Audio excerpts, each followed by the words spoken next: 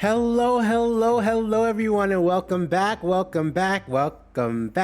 This is Joe, the Wellness Curator, and this is the Obsidian Mindset Podcast, where we are redefining what wellness means to you. All right, now let's get to it.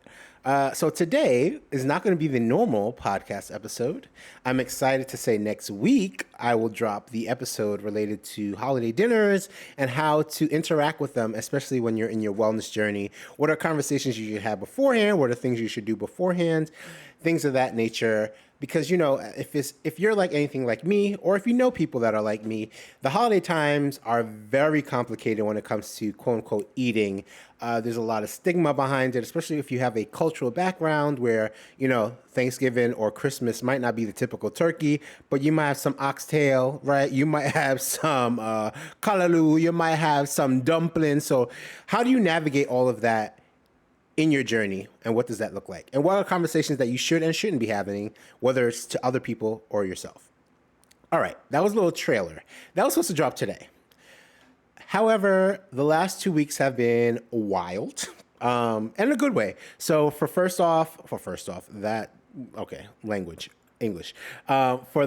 first part of it is last week was my birthday. Yay, woo! Celebrated in Texas with some friends after we did a pop-in race. We did a Spartan race. So I did 2 Spartan races week before last. We did with a few of my friends, we did the Beast, what is known as the Beast, which is one of the hardest races. It's the equivalent of a half marathon. I believe there was 37 obstacles and a lot of hills, a lot of running. This was in Dallas. So that was cool. And then the next day with my other friend, we did the sprint, which is the equivalent of a 5K. I believe there were 20 obstacles. I could be wrong. It could be less. Either way, both days, great time. This was my first time doing a Spartan day, back-to-back, day after day. I was a little nervous, but I had a really great support system running with the Obsidian team, and we'll discuss that later, how you can run as well. And, it was just an amazing time and an amazing way to start off my birthday weekend. We then went to Houston, had a turn up, yada, yada, yada. Okay, what does that mean? Why am I telling you this? There's 2 reasons. One, after that, normally I do the episode in advance, have time to edit, do all the things. This is me telling you how the sausage is made. But based off the timing, I just was not able to get all the things done that needs to be done, give you the episode that you should expect and want with the great information and things of that nature. And for me, how that shows up is I have this expectation of every other Wednesday, I would be able to have an episode in the feed ready to go for whoever to listen, whether that's one person or 1,000 people. I always say, as long as one person is listening to my message, as long as one person is learning from it, being impacted from it, whether it's a family member, hi mom, because I know she is always tuned in, or if it's a close friends, I know y'all are in here too, although I told y'all don't have to listen if y'all don't want to, or if it's just someone that follows and gets a message that they need to hear, as long as one person gets something out of the message I have made, this is for a reason, right? And I want to make sure I'm always there and being very consistent, even when life is happening. Now, that's what I call the expectation. Now, what happens in this world? Everything but our expectations sometimes, right? Adulting happens, lifing happens, so many things happen. So I got back after a very nice time in Houston, and I was drained. I didn't really but I didn't bake into my expectation the time it would take me to bounce back, right? There's all these routines that I kind of let go or shifted while I was out in Texas that, it did not come back first nature right away, right? It takes me time to get back into the roll of things, whether that's me walking my dog and adding that back. Hey, Ginger. She's literally looking at me. Whether that means like getting back into the routine of walking her 3 times a day and how that impacts my time as well as my joy, right? Because I get some enjoyment out of it.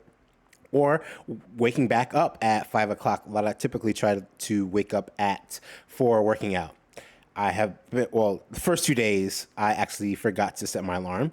And today, my body was just like, No, we're not doing that. So I had to shift my own priorities and my own expectations and work with where I was at, right? So that's actually a perfect example and what I wanted to use this gem about. So what I want this gem drop, this episode to be about, and that's expectations and how we often are sometimes anchored to it. And you know what?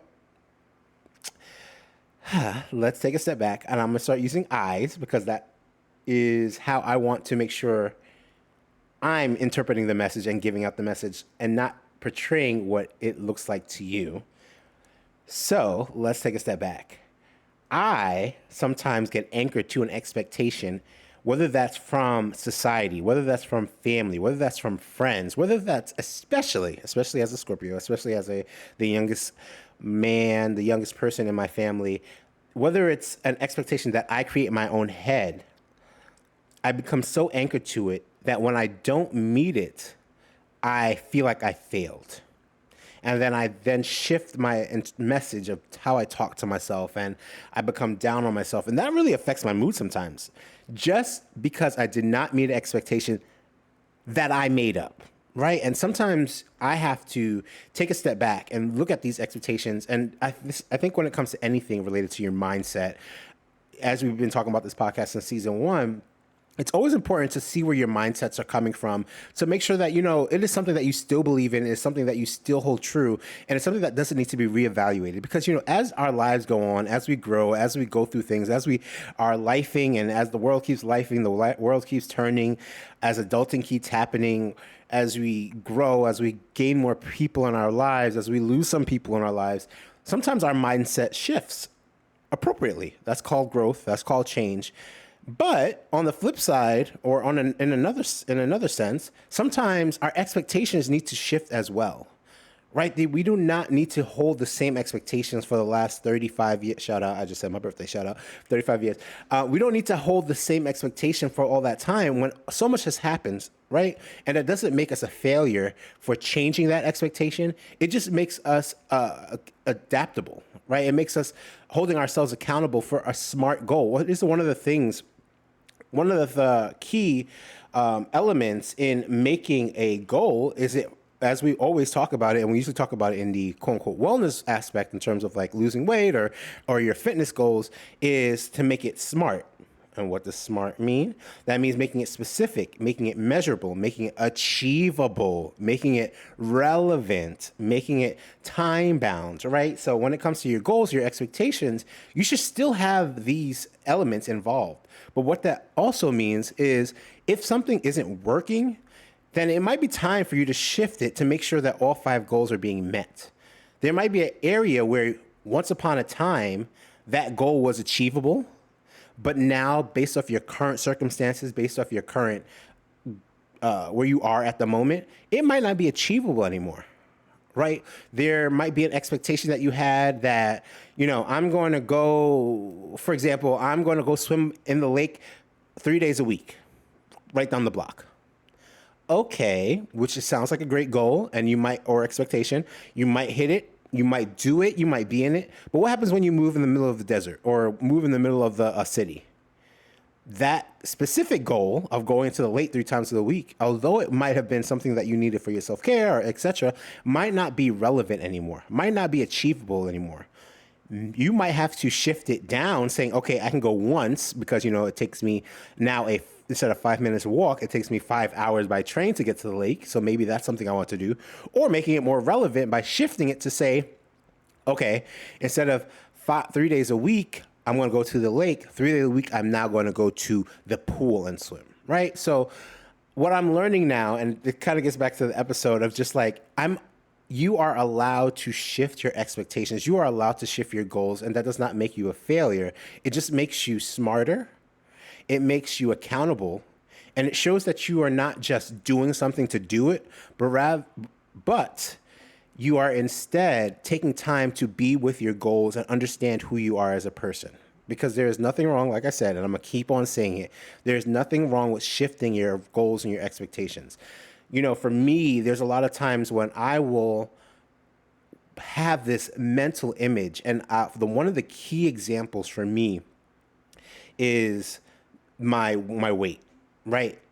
I had for a long time my wellness journey. I think I spoke about it in season one. I had this number, this pristine number that I wanted to hit. Mind you, I am what, almost 12 years into my wellness journey. I have never hit it. But that number is something I've always said I wanted. And it's, if you look at the five parts of a SMART goal, it lines up with all of them in theory. But what I need to take away from that is, where did I get that number from? Right? Part of it was related to, going to the doctor, getting this BMI number, giving me a chart, and then that number is where I attributed that from. However, one, we've already discussed that the BMI is not the best indicator. It's one indicator, but it's not the best. It's not the only indicator.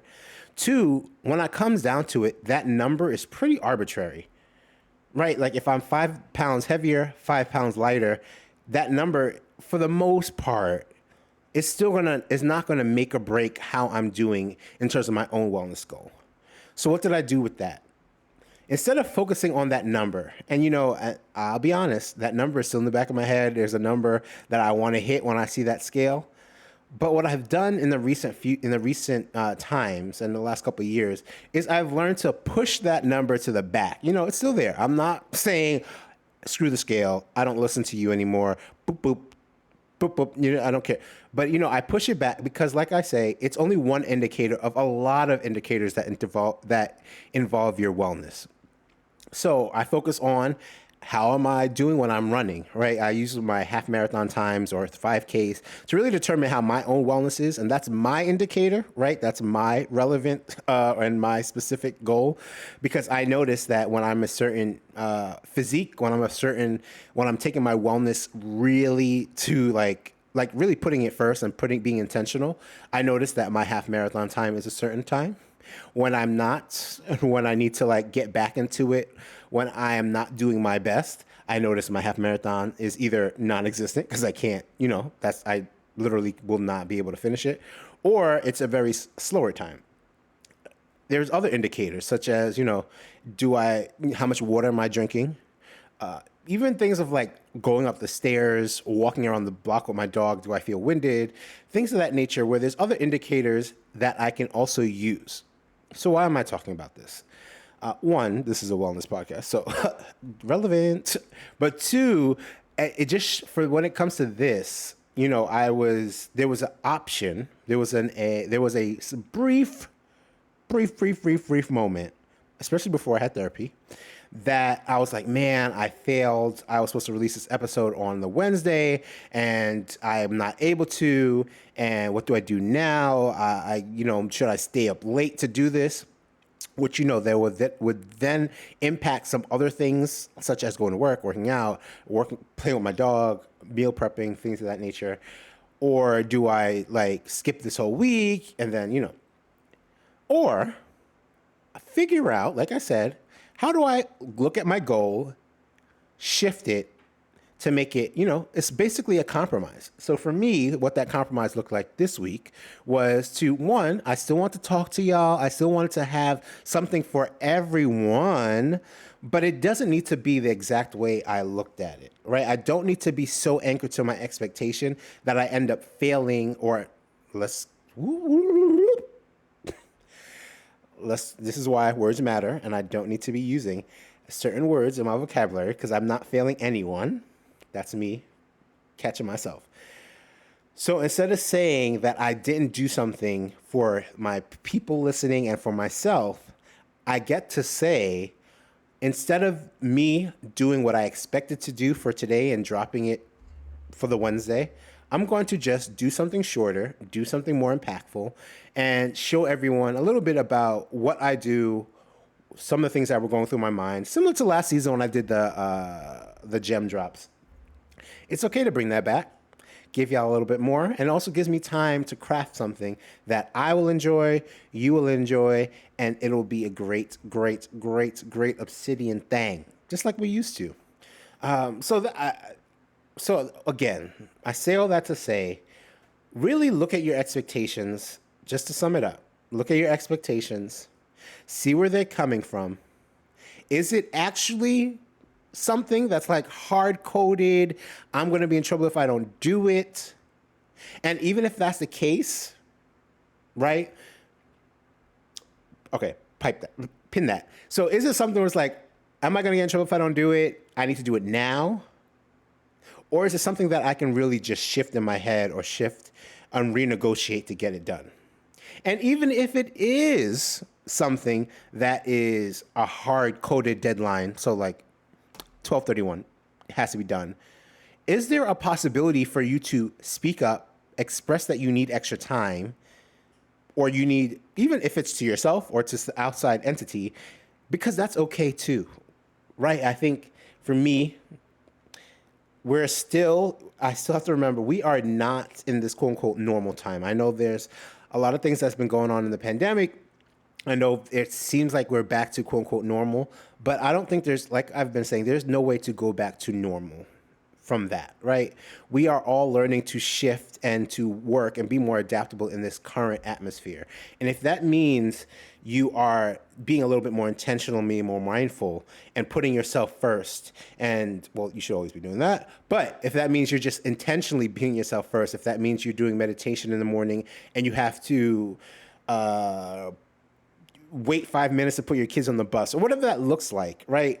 Because of the pandemic, if that shows you what is important to you, then, I think it's important for you to take those lessons that we learned in the pandemic and really keep it going, right? The pandemic, it sucked. It still sucks.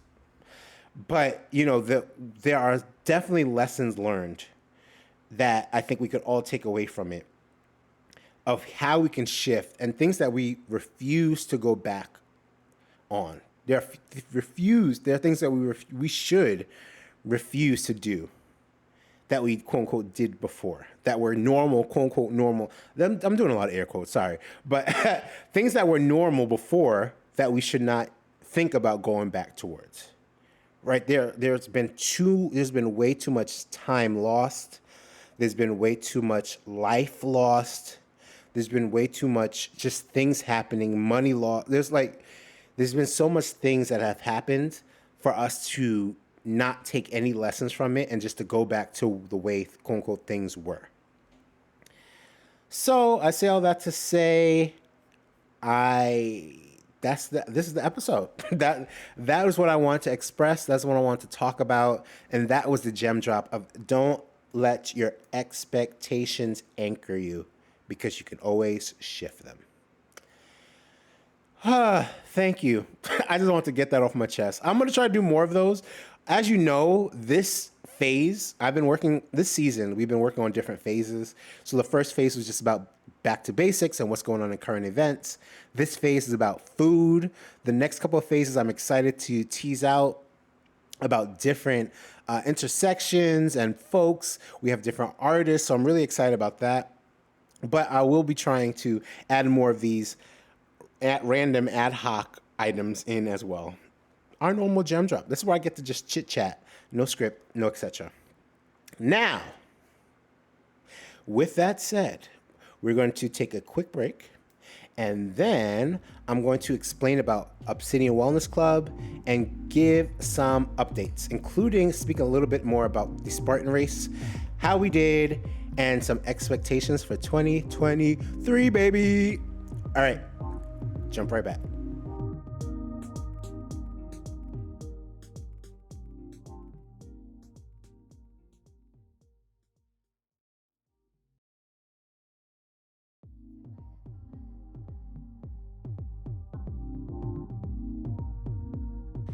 Yes, sir. Welcome back. Okay, so for the second part of the episode, it's going to be a quick one, but I want to give a little bit more information about the Obsidian Wellness Club. So I spoke about it, I believe, in the first episode of the season, but or maybe there was a trailer. I don't remember, but I just want to give a little bit more detail about what it is, what's the purpose, and what you can expect. We already started doing some really dope things. As the year progresses and we go into next year, there's going to be a lot of things, including meetups and that nature. So I just want to start by teasing it out, giving you some more information and things you can expect going forward. All right, so y'all ready? Buckle your seatbelts. Okay, so the Obsidian Wellness Club. So when you think about, before we even get into that, for me, when I think of the Obsidian Mindset podcast, this entity, this great platform, this great podcast, this great show that is supported by all of you, I appreciate it so much. When I think about it, I think of it like the brain, right? There's the mindset shift that we need to do daily, or mindset that we need to reevaluate, or things that we just need to think about on a daily basis. And that's what this episode and this podcast is about. It's about always just thinking about what are things that we need to reevaluate, what are some things to think about, what are some things that we need to research or to analyze to make better decisions to be the best selves, right? I told someone today that my goal is to just be the best version of me every day. And it's not always going to be doing a full marathon, right? That might be part of it, but it could literally me just not making a bad choice, what I deem a bad choice today. It could be me just making a cognizant effort to be intentional about myself. It could be just doing 5 minutes of meditation, or doing yoga, or instead of going to the gym, I take the time to do yoga if I'm feeling injured, right? It's just these little things. Instead of focusing on these big, grandiose events, just taking some time to think about how I'm helping myself and how I'm being there for myself every day. So boom, that's the podcast, the mindset. But now we are bringing you Obsidian, defined by Obsidian, is bringing you the Obsidian Wellness Club. Now, this is where we get to the body, yada, yada. This is where we get to the action, right? We did all the mindset stuff. We're doing the practice. We're doing the meditation. We're doing the exercise. We're doing all the, instructional stuff, right? We're having the discussions, the debates, discussing if, certain diets are working or not. But in the Obsidian Wellness Club, this is where we get to play. Right. I want to really make this a place where we can cultivate spaces for wellness that will inspire exploration and play. So the tagline is to explore, experiment, and play. So I'm thinking the playground. Right. That's where things happen. Right. We get messy. There's sand. There's dirt. There's snotty kids. But it's fun. We make errors, but we get to fix it, and we're still having fun. There's monkey bars, which shout outs to. I just want to take a minute to appreciate myself because, after, so I've been doing Spartans for, and we'll talk about it later, but I've been doing Spartans for maybe, how long? 5 years? Basically, I've done approximately 12, and by the end of the year, should be more. And for the first portion of it, I was never able to do monkey bars. It always eluded me. I was never able to get through it. But this year, well, strike that. I think there was 1 year that I was able to get it done. But this year was the first time I've been consistently able to not only get the regular monkey bars done, but also some of the other wild variations of monkey bars, including, this is why Spartan is disrespectful. There was a obstacle course where the monkey bars was like rotating. Like it was, I don't even know how to explain it on radio. You might be able to look it up, but it was basically like a rotating monkey bars. So you just had to really time it and use your weight to get propelled against it. When I tell you I am so proud of myself for that, like I don't need no one else to be proud of me for that one. It was that one for me. But anyway, I digress. So I say all that to say, back to the point of what Obsidian Wellness Club is, it really is a place where we can explore and really put the things that we are talking about into practice. It's also a space to meet other people, to meet up, and to find a group of like-minded folks to also experiment and play. We're not here to make judgment. We are all starting our day one of the journey every day, right? It's whether you've been doing this for 5 minutes, 5 years, or 5 decades, it doesn't get easier, right? There's always an element of, not wanting to do it, of not being motivated, but it's about what you do after that. Do you just say, I'm not doing this anymore? And that doesn't just mean going to the gym, right? That doesn't mean just working out. it means how am I taking my wellness seriously? How am I taking my mental seriously? How am I taking the environmental wellness seriously? How am I taking my spirituality seriously? Just asking those questions and then putting it into practice. So that's what I want Obsidian Wellness Club to be about. We're putting that into practice all over the world, right? It's not a nation thing. It's all over the world. There are people all over the world that need this. And that's why we're here. So, what are some of the things that you can expect from us? So, one of the bigger things that I've been working on with my team, shout outs to my team. So, that's shout outs to Evan, also shout outs to PK and Arista. Definitely helping out on Sundays, helping out on the back end with all the needs. Shout outs to the artists as well. That's been helping the season. A shout out to also the other folks that are not Obsidian, but they are helping every day with making some of these dreams come true. So that gets shout outs to our niece and the Color of Health for one of the projects I'll be mentioning, as well as Alexis, who has been helping with this project as well. So I'm so excited to announce that the first initiative that Obsidian is working towards with assistance from Alexis and the Color of Health is called the No More Shame, the Global Menstrual Health Initiative. So what does that mean? Without not getting too much into it, because I'll be giving more details as we get more into it, and making you feel like you're more a part of it and find ways to get involved with this, because it's not just me, it's not just us, it's all of us that's able to help with this. One of the areas that I was really interested in was period poverty. So, for those that don't know, period poverty is defined as a lack of access of menstrual products, education, hygiene facilities, waste management, or a combination of these. And it affects estimated 500 million people worldwide. Now, I identify as a man, and someone asked me, like, why was this the first thing you thought of? And when it comes to Obsidian and what we're about, I really want to start to, like I said, think about things from a different angle. And when I was thinking about periods and women and people in general, anyone that has menstrual go through a menstrual cycle, it impacts so much. It impacts so many parts of one's life if they are affected by period poverty, right? So I was reading some studies, and if you don't have access to the products, if you don't have access to clean water, what does that trickle down effect have? Especially. And